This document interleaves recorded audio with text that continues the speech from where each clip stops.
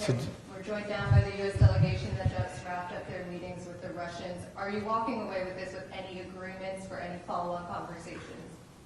Well, I would start by saying we've agreed on 4 principles that I think are important. The first is that we're going to appoint our teams respectively that have worked very quickly to reestablish the functionality of our respective missions in Washington and in Moscow. For us to be able to continue to move down this road, we need to have diplomatic facilities that are operating and functioning normally. The second point is that we're going to appoint a high-level team from our end to help negotiate and work through the end of the conflict in Ukraine in a way that's enduring and acceptable to all the parties engaged.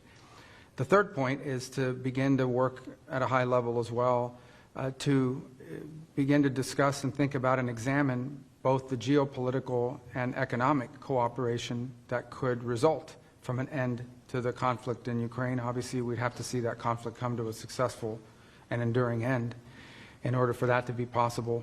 And the last thing we agreed to is that while our teams are going to be working on all of this, the 4 of us who were here today, the 5 of us that were here today, are going to remain engaged in this process to make sure that it's moving along in a productive way.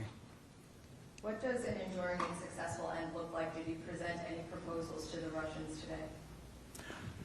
Well, there are some underlying principles.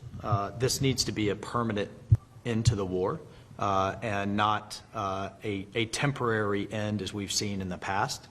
We know just the practical reality is that there is going to be some discussion of territory and there's going to be discussion of security guarantees. Those are just fundamental basics that will undergird and underlie any type of discussion.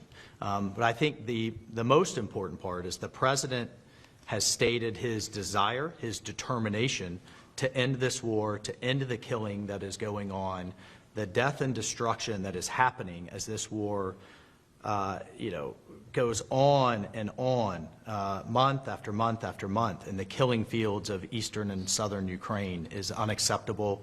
It is not in the interest of either country. It's not in the interest of the world, and certainly not in the interest of the United States and Europe. So all of those things will drive the negotiations going forward. And as you can see, President Trump is determined to move very quickly. We just had a head of state phone call, the first in years, and here we are less than a week later at the highest level of the U.S. and Russian government, and we expect to continue to drive that pace to not only end the war, but then to unlock what could be very productive and stabilizing relationships going forward. You mentioned territory. Is it acceptable to the U.S. for Russia to retain any territory that is annexed since the beginning of the war in February 2022? Well, I think those are things that those are to be discussed, and those are things that will start and do the tough work ahead. But the important thing is that we've started that process. And what the President did not find acceptable was an endless war in Europe that was literally has turned into a meat grinder of people on both sides. So if you just think about, just in a few months, President Trump has shifted the entire global conversation from not if the war is going to end, but just how it's going to end. And only President Trump can do that. And in the Oval Office less than a week ago, both President Putin and President Zelensky both said to him, only you, President Trump, could drive this war to a conclusion. What concessions do you expect? Well, again,